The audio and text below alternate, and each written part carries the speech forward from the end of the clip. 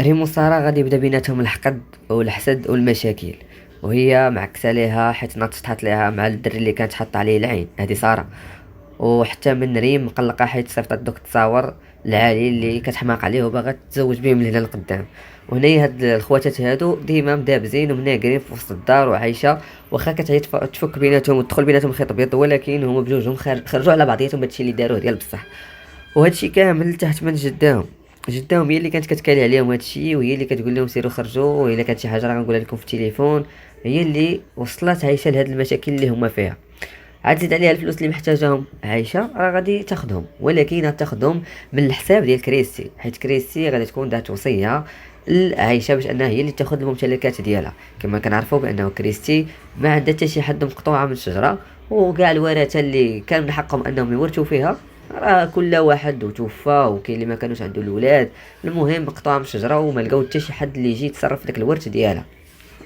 وكريستي كانت ديما عندها علاقة مع عايشة، حيت كانت تعتبرها بحال الأم ديالها، ديما كتهلا فيها، كتعطيها الفلوس ديالها بداكشي اللي بغات في الوقت وبلا صداع بلا مشاكل، حيت كتمشي هي للبنكات الآخرين، ولكن كتحس بأنهم باغيين الرشوة طامعين فيها. وهادشي اللي ما لقاتوش عند عايشة، وداكشي علاش عطات هادوك الفلوس، حيت هي اللي تستحقهم وعارفة غادي يجي النهار اللي غادا تموت فيه. وهنا فين كنشوفو بأنه حتى من آه من وحتى من اخت عايشة اللي طلقات فبقات حاضية الزوج ديالها السابق باللي هاهما مسافرين دوزو شهر العسل هنا وهنا وهنا، وهي غير كتموت بالفقصه. ولكن عايشه غادي تقول لها نتيا خاصك تشوفي حياتك من جديد، نتيا راه باقا صغيره، سيري قلبي على راسك، خدمي ديري داكشي اللي انت باغياه، والزواج ربي راه غير يرزقك بما حسن. وهنا فين كنشوفوا بانه تقصحات بزاف من مور الطلاق، وهي اللي هزات الدقه كامله. كما كنعرفوا بانه هما تزوجوا ولكن حدهم دوك العامين الاولين، اما العشر سنين الاخرين بحال قلنا غير مزوجين في الوراق وصافي، ما بقى كينعس حداها، ما بقى كيجي يشرك بيناتهم بيت الناس والو، هو ناعسير في الصالون، تليفونو ديما حاطو حداه وكيهضر مع البنات، وخصوصا البنات اللي كيقريهم في لافاك.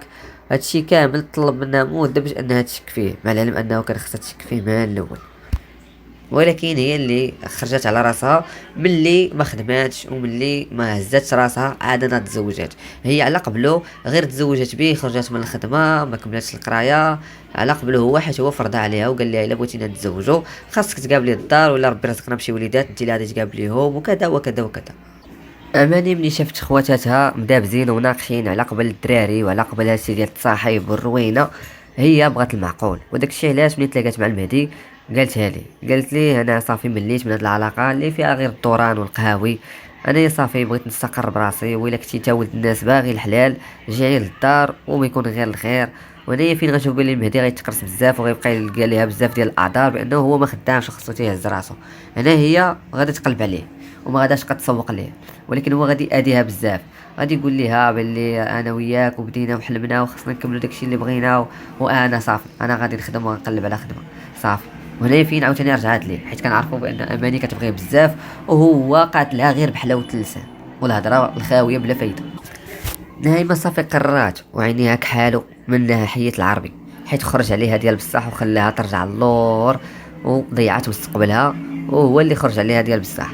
فملي رجعوا من المالديف هنا غنشوفوا بانه ناعمه غادا تعرض لهم بزاف ديال المرات، وفيما غادي تلقى الوقيته المناسبه باش انهم تعرقل لهم حياتهم وجبد لهم المشاكل، فهي غادا تجبدهم بلا ما تردد. هادشي كامل حقد منها ليه هو، حيت تكرفس عليها وتعدى عليها السنين هذه كامله وفي الاخر خرجت بلا حتى شي حاجه. تا من الطلاق راه طلقت طلاق اتفاقي، يعني ما تستافد منه والو، لا المتعه ولا والو. اما بالنسبه لعبد المولى ديما لاصق في مرتو وتيقول لها خاصك تاخذ حقك من ديك المصبانه، المصبانه راه امك راه هي اللي هي كلشي في ديك المصبانه، وهي راه جالسه مع عائشه ضروري ما هي اللي واقفه معاها. او على كيفاش كتقري هي بنتها في الفلوس وهي ما عندهاش الفلوس، وكيبقى يعمر لها في راسها بانه راه المصبانه اغلبيه الفلوس كتاخذهم عائشه وانتم كتاخذوا غير الشياطه. عبد المولى هادشي كامل دايرو علاش؟ حيت القهوه اللي كان خدام فيها من قبل سدها، حيت غرق بالكريديات ملي كانت كورونا، ودابا ولا داير غير كافي في الطوموبيل وكيتسارى بها وكيبيع للناس، ولكن هادشي ما خدامش مزيان. حتى من ناحيه الخدمه اللي خدامه فيها مرتو كوافوره والصالون، وهنايا ديما كيجي لعندها وتيخرج ليها على الكليان وبدا يغوت. هنا فين غادي نشوفوا انها حتى هي غادي يطلع ليها في راسها من هادشي اللي كيدير، ولكن غادي تبقى غير تقصح معاه وتقول ليه بعد مني، بعد من دارنا، الا كنتي بغيتي انا نكمل معاك بعد من دارنا، وخصوصا فرق عليك عايشه وفرق عليك امي، راه حكيتي عليا بزاف، ولا كانت شي حاجه اللي خاصني انا نهضر عليها راه انا اللي نهضر ماشي انت. هنا فين كتشوفوا عبد المولى غير كيتقرص ملي كتجبد ليه هي نتفارقوا ولا شي حاجه. علاش؟ حيت هو عارف راسو ما غاديش يهز راسو بلا بها، هي اللي هزه الاسره وهي اللي هزه الدار وهي اللي هزه المصروف وهي اللي هزه كلشي. ناعمه صافي دورتها في راسها وعرفت بلي هادشي كامل اللي تدير فيه دابا غير كتضيع في الحجره وصافي، وقررت انا باش انها تجمع راسها وتنوض تقلب على راسها. ولكن العربي والله بلا نساتها ليه، غادي تلقى الفرصه فين غادي تيري فيه غتيري فيه، ماشي كنقول لكم غتيري فيه يعني تقتلو، ولكن باغي طيحو في المصيده، خصوصا ملي غادي تعرف بلي راه تيدير علاقات مع العيالات ولا البنات اللي كيقراو عنده دوك الطالبات. هنا فين حتى هي غادا تبغي تحفر ليه شي خطه كيف ما هو تفك منها حتى هي بغات تفك منه واخرته تلا في الحبس. هنا فين غادي هادشي كامل غاد قديمه تخطط، وهادشي غيطلب منها وقت وخاصها فلوس باش تهز راسها وما تبقاش تسمع الهضره من العائله ديالها. فهنا غادي نشوفوا انها غادا تنوض وغادا تخدم، وفي نفس الوقت كتقلب على الطريقه كيفاش دير باش تفك من العربي وتنتقم منه شر الانتقام. حتى هنا كنكون وصلنا لنهايه الحلقه، ديروا لايك تابوناو شجعونا في التعليقات، نشوفكم فيديوهات جايين. سلام. ريم وسارة غادي يبدا بيناتهم الحقد والحسد والمشاكل، وهي معكسه ليها حيت نطحت ليها مع الدري اللي كانت حاطه عليه العين، هذه سارة. وحتى من ريم مقلقه حيت صيفطت دوك التصاور العالي اللي كتحماق عليه وباغا تتزوج بهم لهنا لقدام. وهنايا هاد الخواتات هادو ديما مدابزين ومناقرين في وسط الدار وعايشه، واخا كتعيط تفك بيناتهم وتدخل بيناتهم خيط ابيض، ولكن هما بجوجهم خرجوا على بعضياتهم بهادشي اللي داروه ديال بصح. وهادشي كامل تحت من جداهم هي اللي كانت كتكالي عليهم هادشي، وهي اللي كتقول لهم سيروا خرجوا، والا كانت شي حاجه راه غنقولها لكم في التليفون. هي اللي وصلت عايشه لهاد المشاكل اللي هما فيها. عاد زيد عليها الفلوس اللي محتاجاهم عايشه راه غادي تاخذهم، ولكن غتاخذهم من الحساب ديال كريستي، حيت كريستي غادي تكون دارت وصيه لعايشه باش انها هي اللي تاخذ الممتلكات ديالها. كما كنعرفوا بانه كريستي ما عندها حتى شي حد مقطوعه من الشجره، وكاع الورثه اللي كان من حقهم انهم يورثوا فيها راه كل واحد وتوفى، وكاين اللي ما كانوش عنده الاولاد.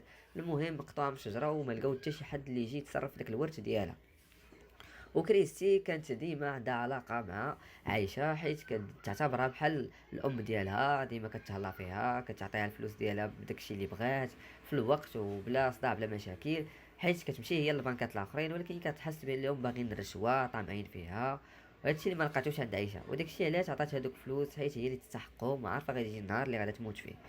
وهنا فين كنشوفو بأنه حتى من آه من وحتى من اخت عايشة اللي طلقات فبقات حاضية الزوج ديالها السابق باللي هاهما مسافرين دوزو شهر العسل هنا وهنا وهنا، وهي غير كتموت بالفقصة. ولكن عايشة غادي تقول ليها نتيا خاصك تشوفي حياتك من جديد، نتيا راه باقا صغيرة، سيري قلبي على راسك، خدمي ديري داكشي اللي انت باغياه، والزواج ربي راه غيرزقك بما احسن.